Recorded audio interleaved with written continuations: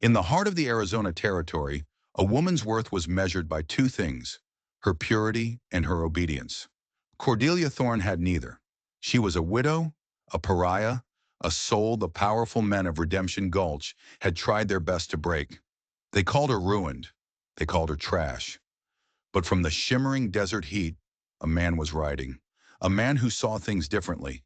He was an Apache warrior, a man of mythic wealth and reputation. A man who could have any woman in the territory, but he didn't want a pure woman.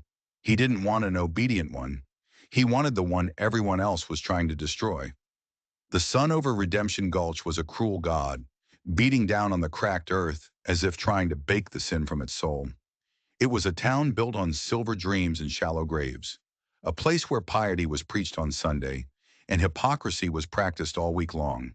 And at the very center of its judgment was Cordelia Thorne. She stood behind the scarred bar of the Gilded Cage, the saloon she had inherited along with a mountain of her dead husband's debts. The name was his idea of a joke, a cruel joke that had become her life. Light from the grimy windows cut through the stale cigar smoke, lighting up the lines of exhaustion around her stormy eyes. Her auburn hair was pinned up in a severe knot, a fire held in check. She wasn't beautiful in the delicate, doll-like way the town admired. Her beauty was in the proud set of her jaw, the straight line of her back, the unyielding strength that radiated from her like heat from a forge. The whispers followed her everywhere. The icy widow, they called her. The thorn without a rose. They said her husband, Franklin, had taken his own life out of shame for her coldness. That was the story the town told itself. The truth was a heavier stone to carry. Franklin had been a charming man in public. In private, he was a fiend, an addict who had bled their savings dry at poker tables in towns she'd never even seen. His final act was to put a pistol in his mouth in their own bed, leaving Cordelia to face the wolves to whom he owed his soul. And the alpha of that pack was a man named Corbin Vance. The saloon doors creaked open, admitting a slice of blinding sunlight and the imposing shadow of Vance himself. He was a cattle baron, a man whose wealth was matched only by his arrogance. He believed he owned half the town, and he believed he should own Cordelia too. "Cordelia, my dear," he boomed, his voice oozing a possessiveness that made her skin crawl. "A slow afternoon, perhaps a sign your little business is finally drying up." Cordelia kept polishing a glass, her movements calm and deliberate. She didn't look at him. "Business is fine, Corbin. What do you want?" "The same thing I've wanted since Franklin's unfortunate end," he said, leaning his bulk against the bar. He smelled of expensive cologne and cheap cruelty. "The note on your husband's ledger is past due. Again." He slid a folded paper across the bar, a foreclosure notice, the latest in a long line of threats. "I'll have the payment by the end of the week," she said, her voice a low, steady thing. It was a lie. She had barely enough to pay her staff, let alone the crushing interest Vance had tacked onto Franklin's debt. Vance chuckled, a low, guttural sound. Always so defiant. "I'm offering you a way out, Cordelia. A respectable solution. Marry me. Your debts vanish. You'd be Mrs. Vance, the most powerful woman in this territory." "I'd rather be the devil's scullery maid," she replied, finally meeting his gaze. Her eyes were chips of ice. "I will not be bought, Corbin. Not by you." His face darkened, the fake charm evaporating. "Every horse can be broken, Cordelia. Every single one. You think that pride is a shield? It's a weakness, and it will leave you with nothing." He snatched the notice, crumpling it in his fist. "This is your last chance." He stormed out, leaving the saloon doors swinging in his wake. She was trapped. Every day was a battle, and she was losing. The town watched, waiting for her to fall, to beg, to finally break, just like they all knew she would. It was in that moment of quiet despair that another figure appeared in the doorway. He didn't enter with a boom or a swagger. He moved with a liquid grace that was utterly silent. He was tall and lean, with the whipcord muscle of a hunter. His face was a study in angles, handsome in a way that was both striking and severe. His black hair was long and straight, tied back with a simple leather cord. He was Apache, but his clothes were a strange blend of worlds. A finely stitched buckskin jacket, expensive boots, and a heavy silver ring set with a piece of turquoise so large it looked like a piece of the sky. His presence silenced the room. He moved to the far end of the bar and placed a new gleaming silver dollar on the wood. "Whiskey," he said. His voice was a low baritone, calm and measured. Cordelia moved to serve him. As she slid the glass across the bar, their eyes met. He wasn't looking at her the way other men did, not with hunger or pity or contempt. His gaze was analytical, intense, as if he were reading every scar on her soul. He saw the fortress she had built around herself, and instead of trying to breach it, he seemed to be admiring its construction. He took a slow sip, his eyes never leaving hers. "My name is Kalen," he said, his voice soft, but it carried across the silent room. "I've come to Redemption Gulch on business. I am told this town is full of things for sale. Land, cattle, reputations." He paused. "I am also told that you, Mrs. Thorne, are a woman who cannot be bought." Cordelia stiffened. "You've been told correctly." He nodded slowly, a faint, almost imperceptible smile touching his lips. It was a smile of appreciation, not mockery. "Good," he said, "because I have no interest in buying you." He finished his drink and turned to leave. "I am, however, interested in making an investment." He was gone as silently as he had come. Cordelia watched him go, a profound sense of unease and a strange, powerful curiosity washing over her. She didn't know who Kalen was or what he wanted, but she knew with a chilling certainty that his arrival had just changed the odds in her desperate game of survival, and she had no idea if it was for better or for much, much worse. For 3 days, Kalen was a ghost in Redemption Gulch. He took a room at the boarding house right across from the Gilded Cage, a perfect vantage point to watch Cordelia's comings and goings. He was seen at the land registry, the assay office, the general store, always paying in solid silver coins that left the merchants speechless. The rumors flew. He'd found a lost Spanish silver mine. He was the educated son of a great chief, sent to deal with the white man on his own terms. Everyone agreed on two things. He was dangerously rich, and his attention was fixed squarely on Cordelia Thorne. Cordelia felt his gaze like a physical thing. When she swept the boardwalk, she could feel him watching. When she argued with a freight driver, she'd catch a glimpse of him leaning against a wall, just observing. He never approached. He never spoke. He just watched. It was a patient, assessing stare, the look of a master craftsman studying a rare piece of wood, appreciating its grain, its resilience, before ever lifting a tool. It made her more nervous than any of Vance's open threats. On the fourth evening, Vance made his move. He walked into the Gilded Cage with Sheriff Brody in tow, a man whose loyalty was as cheap as his whiskey. "Cordelia," Vance announced, his voice booming with triumph, "the sheriff has something for you." Brody, the portly sheriff, shuffled forward and reluctantly produced a legal document, a formal writ of foreclosure. "According to this," Brody mumbled, avoiding her eyes, "Vance can take possession of this place in 48 hours if the debt isn't settled in full." "I'm sorry, Cordelia, it's the law." A hush fell over the saloon. This was it, the final act of her humiliation. Vance smirked, basking in his victory. "The offer still stands, my dear. Marry me. It's the only choice you have left." Every eye in the room was on her, vultures circling, waiting for the fall. Her pride screamed at her to spit in his face. Her survival instinct knew she was at the end of her rope. She had nothing. No money, no allies, no way out. Before she could answer, a calm voice cut through the tension. "She has another choice." Kalen rose from a shadowy corner table where he'd been sitting unnoticed. He moved forward, his steps silent, and stopped beside Cordelia's bar, placing himself between her and Vance. He didn't look at Vance. His focus was entirely on her. "What is the full amount of the debt, Mr. Vance?" Kalen asked, his tone deceptively mild. Vance bristled. "That is none of your concern, Savage." Kalen's expression didn't change, but a coldness entered his eyes that made Sheriff Brody take a step back. "When I ask a question," Kalen said softly, "it is because the answer concerns me." "The amount." Flustered, Vance stammered. $5,000. He'd inflated the number, a fact clear from the flicker of panic in his eyes. Kalen gave a slight nod. From an inside pocket, he produced a leather pouch. He untied the drawstring and poured a cascade of silver and heavy gold pieces onto the bar. The sound echoed in the stunned silence. It was a fortune. "There is your payment," Kalen said, his gaze still locked on Cordelia. "And a little extra for your trouble. Have the bank draw up a receipt confirming the debt is cleared.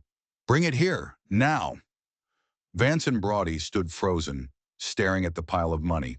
Greed warred with fury on Vance's face. This wasn't how his victory was supposed to taste. He'd been publicly thwarted by an Apache, but the gold was too strong a lure. "Sheriff, go with him," Vance growled. He shot a venomous look at Cordelia. "This changes nothing," he snarled at Kalen. "You think you've bought her? You've just bought her debt. She's still mine for the taking." As they scurried off to the bank, the saloon buzzed with shocked whispers. Kalen then turned his full attention back to Cordelia. The room and everyone in it seemed to fade away. "Now," he said, his voice low and intimate, "we can talk." "You bought my debt," Cordelia said, her voice tight with suspicion. "Now I am indebted to you. What is your price, Callan? What do you want in return?" He studied her face for a long moment. "I want a partnership." She laughed, a short, bitter sound. "A partnership? Men like you don't have partnerships with women like me. You want a mistress, a trophy." "If I wanted a mistress," he said, his voice flat, "I would have chosen a woman who is compliant. If I wanted a trophy, I would have chosen one who is admired. You are neither of those things." It wasn't an insult. It was a statement of fact. You are despised. You are ostracized. The men in this town, they see a beautiful wild horse, and their first instinct is to break its spirit until it is docile enough to ride. They are fools. Once broken, the spirit is gone. He leaned closer, his voice dropping even lower. "I have spent my life watching my own people being broken, stripped of their land, their culture, their spirit. I have seen what it does. It leaves a hollowness that can never be filled. But you," he said, his eyes intense, "they have thrown everything at you. Debt, scorn, isolation, and you have not broken. The core of you, the part that looks at Corbin Vance and says no, remains untouched. That is a rare and powerful thing, a form of wealth that cannot be mined from the earth." Cordelia was speechless. No one had ever spoken to her like this. No one had ever looked past the defiance to see the things she was actually fighting to protect. "So this is my proposition," Kalen continued. "Not a marriage as this town understands it. An alliance. You will be my wife in name. You will live under the protection of my wealth. No man will dare touch you. Your saloon will be yours free and clear. You will have your freedom." "And what do you get?" she finally managed to ask. "What is your benefit in this alliance?" "I get to be affiliated with the only person in this town who has something I value," he said, his dark eyes burning into hers. "I gain a partner whose spirit is as strong as my own. To have an ally who understands what it means to stand alone. That is my price." He paused, letting the unprecedented offer settle in the space between them. "I do not want a virgin untouched by the world. They are a blank page, and life writes a bitter story on them soon enough. I want the woman who has been written on, judged and condemned, yet who refuses to let the story end that way. I want the woman everyone else tried to break." Just then, Sheriff Brody returned, breathless, holding a piece of paper. "It's done," he wheezed. "The debt is paid. The deed is clear." Kalen took the paper and handed it to Cordelia. It was her freedom, bought and paid for by the most enigmatic man she had ever met. Her mind reeled. It was an insane proposal, a bargain with a stranger from a different world. But as she looked at the deed in her hand, and then at the quiet, unshakable confidence in Kalen's eyes, she knew it was the only offer she'd ever received that didn't seek to diminish her, but to celebrate the very part of her the world had tried to extinguish. Kalen's past was a bridge between two worlds, and a fire that had burned them both to the ground. His mother was an Irish immigrant girl named Moira, taken captive in a raid. But the war chief who claimed her, a man named Tassa, saw the same unbroken spirit in her that his son would later see in Cordelia. He treated her not as a slave, but as a respected equal, and respect deepened into love.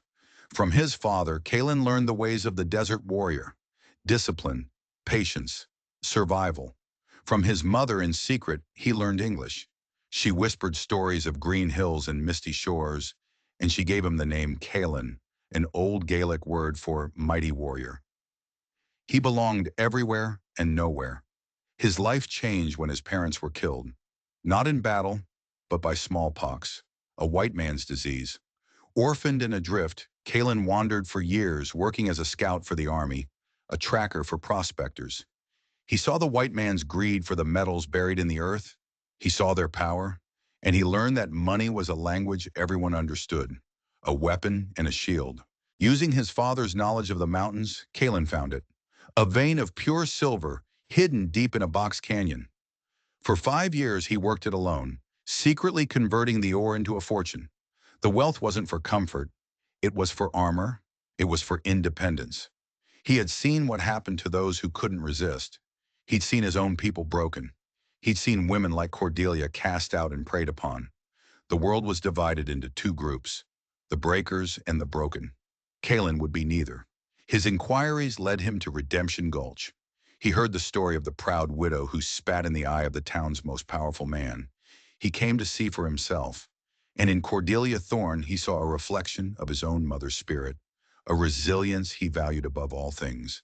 His proposition was not charity. It was a strategic alliance. He would give her the shield of his wealth. In return, he would have an ally who understood the high cost of standing one's ground. But while Kalen planned his alliance, Corbin Vance plotted his revenge. The public humiliation was intolerable. His authority had been challenged, his prize snatched away by an Apache. His first move was to poison the town against her. He started a new, more venomous rumor. Cordelia hadn't just allied with an Indian. She had sold herself to him, a disgrace to her race, a woman of loose morals warming the bed of a savage for his silver. The women of the town, led by the preacher's wife, were the most vicious. They crossed the street to avoid her. They forbade their children from looking at the gilded cage. Cordelia's meager business dried up completely. She had traded one prison for another. She was free from debt, but now shackled to a scandal that made her more of an outcast than ever. Doubt began to creep in. Had she made a terrible mistake? One afternoon, Kalen entered the empty saloon. He'd been gone for a day, riding out into the desert. He carried a rolled-up piece of oilcloth. "They are trying to starve you out," he stated. "It seems to be working," Cordelia replied, her voice tight. "Your grand alliance has made me a leper." "An alliance is not a guarantee of peace. It is a preparation for war," he said calmly. He unrolled the oilcloth on the bar. It was a detailed architectural drawing. It showed the gilded cage, but transformed. A new bar, a proper restaurant, a stage for musicians, even an upper floor with clean rooms for rent. "What is this?" she asked, stunned. "This is the future of our investment," he replied. "Vance and this town want to see the gilded cage fail, so we will make it the most successful establishment in the territory.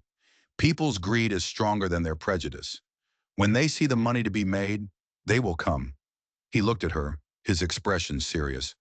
"This is what I offer, Cordelia. Not just a shield to hide behind, but a weapon to fight with. But it will only work if we stand together, if you trust me." The audacity of his plan was breathtaking. It was terrifying. And it was the most hopeful thing she had seen in years. Before she could respond, the front window of the saloon shattered. A rock clattered to the floor. Wrapped around it was a piece of paper. The message was crude, scrawled in charcoal. "Indian lover. Get out or burn." Cordelia's hand trembled. This was a direct threat. This was Vance. Kalen walked to the shattered window. He turned back to her, his face impassive, but his eyes were like hot coals. "They have chosen the battlefield," he said, his voice a low, dangerous growl. "Let us not disappoint them." Cordelia realized then that she hadn't just allied herself with a rich man. She had allied herself with a warrior, and Corbin Vance had just declared war on the very wrong man. The threat hung in the air, thick and acrid as smoke. Kalen insisted Cordelia move from her room above the saloon to the safety of the boarding house where he also stayed. The gilded cage itself was the target. Reluctantly, she agreed. It felt like a retreat, but the look in Kalen's eyes was the look of a commander preparing for an inevitable assault. He, for his part, made no outward show of concern. He met with a freight company, arranging for lumber and supplies for the renovation. He paid the Teamsters in advance, in gold, ensuring their loyalty. He was building an army not of gunslingers, but of commerce. But Vance was not a patient man. He decided to accelerate his timeline. The attack came 2 nights later. A sliver of moon shrouded the town in shadow. Cordelia was in her room, unable to sleep, staring out at her saloon. A flicker of movement in the alley caught her eye. 2 men carrying cans, kerosene. Her heart leaped into her throat. She flew from her room and pounded on Kalen's door. "Kalen, the saloon! They're in the alley!" He opened the door instantly, fully dressed, holding a Winchester and a Colt Peacemaker. He had been awake, waiting. "Stay here," he commanded, his voice deadly calm. "Bar the door." "It's my place. I'm coming with you." "You'll be a target," he said, his eyes boring into hers. "I cannot protect you and fight them. Stay here." He was gone before she could protest, a phantom slipping into the night. Cordelia stood for a moment, torn, before grabbing the heavy iron poker from the fireplace. She would not hide while her life went up in flames. By the time she reached the street, the first orange flames were licking at the saloon's rear wall. The 2 arsonists were just tossing their empty cans when Kalen emerged from the shadows. He didn't shout a warning. The first man went down with a sickening crack as the stock of the Winchester connected with his skull. The second man, startled, fumbled for his pistol. He never cleared the holster. Kalen moved with blinding speed, a blur of motion that ended with the man disarmed, the barrel of the Colt pressed hard under his chin. "Who sent you?" Kalen's voice was a whisper, more menacing than any shout. The man, one of Vance's ranch hands, shrieked in terror. "Vance, he paid us! Said to scare the widow! Burn her out!" From the end of the street, shouts were rising. "Fire! Fire at the saloon!" Kalen pistol-whipped the second man, sending him slumping to the ground. He turned his attention to the fire. Cordelia was already there, beating at the flames with the poker, her face streaked with soot. The heat was immense. "It's no good," yelled Gus, the old prospector, who had appeared with a bucket. "The whole thing's going to go."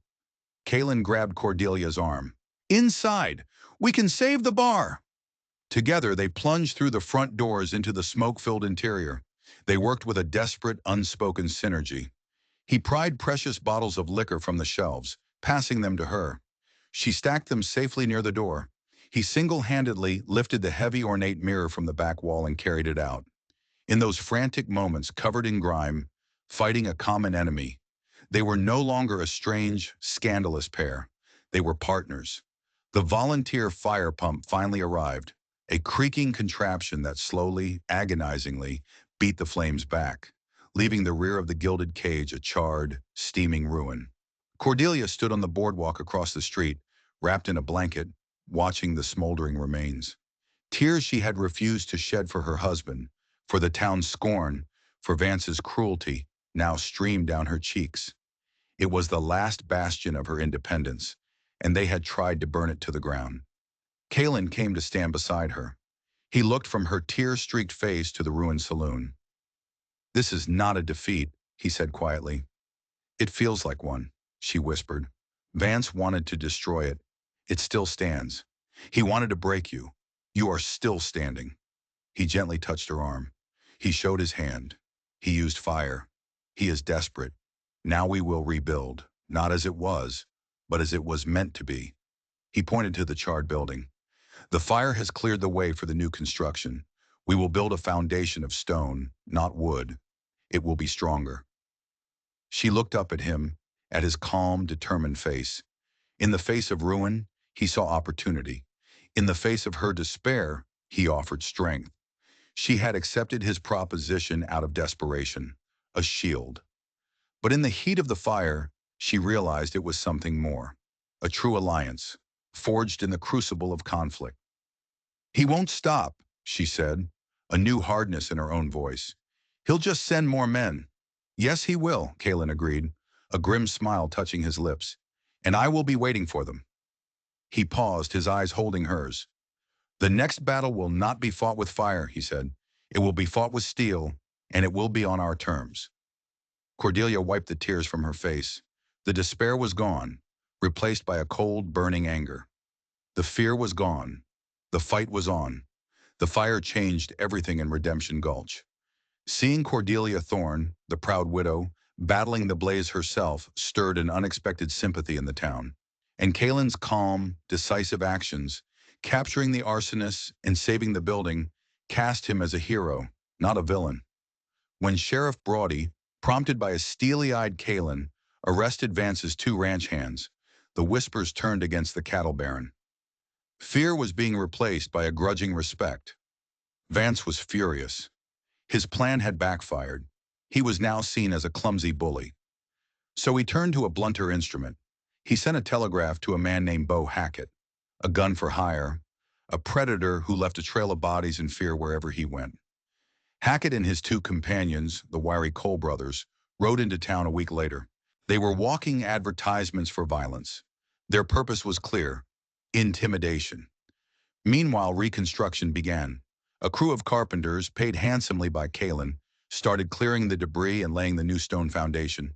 The sight of the gilded cage rising from its own ashes was a daily act of defiance that grated on Vance. Cordelia found herself working side by side with Kalen, poring over plans, managing supplies. A strange, comfortable rhythm developed between them. He listened to her ideas, valued her experience. She found herself trusting his judgment, relying on his quiet certainty. The scandal of their arrangement began to feel distant, replaced by the reality of their partnership. The confrontation came, as they both knew it would, in the open. Kalen was on the boardwalk discussing lumber when Hackett and the Cole brothers approached. "You're the Indian with all the silver," Hackett said, his voice a gravelly rasp. Kalen finished his conversation, then turned to face them. He stood relaxed, his hands loose at his sides. "I am Kalen," he said simply, "and you are trespassing on private property." Hackett laughed. "This property belongs to Mr. Vance by rights. He's hired me to remove the squatters." "That's you." The two Cole brothers fanned out, their hands hovering near their pistols. The street went quiet. Shopkeepers ducked into doorways. "Mr. Vance is mistaken," Kalen said, his voice still level. "And he is mistaken if he thinks you can remove me." "Is that so?" Hackett sneered. "A rich Indian is still just an Indian. When the lead starts flying, your silver won't stop it." From the doorway, Cordelia watched, her heart pounding. She saw Kalen's stillness, the absolute lack of fear. He had the lethal calm of a patient hunter who knows the prey is already in his trap. "You have been paid to kill me," Kalen stated, "but Vance is a poor investment. When you fail, he will not pay you, and he will not protect you." "I don't fail," Hackett snarled, and he went for his gun. He was fast, wickedly fast. But Kalen was already moving. He didn't draw his pistol. He lunged forward, closing the distance. The first Cole brother, startled, fired wildly. The shot splintered the doorframe inches from Cordelia's head. Kalen's left hand shot out, grabbing Hackett's gun wrist, twisting with brutal force. Bone crunched. Hackett screamed as his pistol clattered to the boardwalk. Simultaneously, a long, wicked-looking knife appeared in Kalen's right hand. He didn't stab. He used the flat of the heavy blade, striking the second Cole brother across the temple with a sickening thud. The man crumpled without a sound. The first brother, his pistol still smoking, gaped in shock. Before he could re-aim, Kalen had spun, releasing the howling Hackett, and thrown the knife. It was a warrior's throw, short, powerful, precise. The heavy blade buried itself deep in the man's thigh, severing an artery. He collapsed, a fountain of crimson soaking his jeans. The entire confrontation had taken less than 5 seconds. Kalen stood in the middle of the street, breathing easily. He walked over, retrieved his knife, and wiped it clean on the wounded man's shirt. He then turned to face the saloon where Corbin Vance was watching from the window. Kalen's voice was no longer calm. It was a cold, hard thing that carried across the silent street. "Vance," he roared, "these are your dogs. Come and claim them." Vance's face disappeared. A moment later, he burst through the saloon doors, his face purple with rage and fear, sputtering to the newly arrived Sheriff Brody. "This one drew on an unarmed man," Kalen said, pointing with his knife. "These two attempted murder. I was defending myself and my property. There are a dozen witnesses." Sheriff Brawdy looked at the frozen carpenters, at the shopkeepers peeking out, at Cordelia standing resolute in the doorway. He knew Kalen was right. "Take them to the jail," Kalen said to Brawdy, his voice leaving no room for negotiation. "And then you and I will be paying a visit to the telegraph office. We will wire the territorial marshal. We will inform him that Corbin Vance is hiring known killers to terrorize the citizens of this town." The color drained from Vance's face. A federal investigation would bring a level of scrutiny he could not afford. Kalen walked back to the boardwalk and stood before Cordelia. He looked at the splintered wood where the bullet had struck. His eyes, when they met hers, were blazing. "Are you harmed?" he asked, his voice low and tight. "No," she whispered, her gaze fixed on a small cut on his cheek where a piece of wood had grazed him. "I am not." He had not just defended himself. He had defended her. He had put himself between her and a bullet. This was no longer an alliance of convenience. It was something deeper, something that now tasted of blood and gunpowder. The whispers of the town had been silenced, replaced by the roar of open war, and Cordelia Thorne knew, without a shadow of a doubt, which side she was on. Kalen knew hired guns were just a symptom. The real disease was Vance's power, and that power was built on a foundation of lies. While the gilded cage rose from its ashes, stonework and fresh timber replacing the charred ruins, Kalen began a different kind of war, a quiet one, fought with questions and silver. He focused on the poker game that had ruined Franklin Thorne. He started with a simple, chilling question Cordelia had never thought to ask. What if it wasn't just a debt? What if it was a setup? Her memory of her husband's last drunken days provided the clue. Franklin had been terrified of Vance, obsessed with a signature he couldn't remember making. Kalen's search led him to a smoky cantina near the border and to a car dealer named Jasper Crow. Bribed with more gold than he had ever seen and promised protection from Vance's long reach, Crow confessed the whole rotten truth. The game was a trap. Vance had used a chemical trick, a forger's ink that could be made to bleed through one page onto another. Franklin, blind drunk, had signed what he thought was a simple IOU, but hidden beneath it, perfectly aligned, was a blank deed to the gilded cage. The signature had transferred, creating a perfect, legal-looking forgery. This was the true source of Vance's leverage. This was why he was so obsessed with marrying Cordelia. It would have legally buried his crime forever. Her defiance wasn't just an insult to his pride, it was a direct threat to his freedom. With his witness secured and the doctored marker in his possession, Kalen returned to Redemption Gulch. The trap was ready to be sprung. He sent a formal invitation to Corbin Vance and his co-conspirator, the corrupt Judge Finch, to meet at the newly completed saloon. The topic: a final settlement. Believing Kalen was finally ready to surrender, to buy his way out of the fight, they walked right into the gilded cage. They found Kalen and Cordelia waiting for them at the new polished oak bar.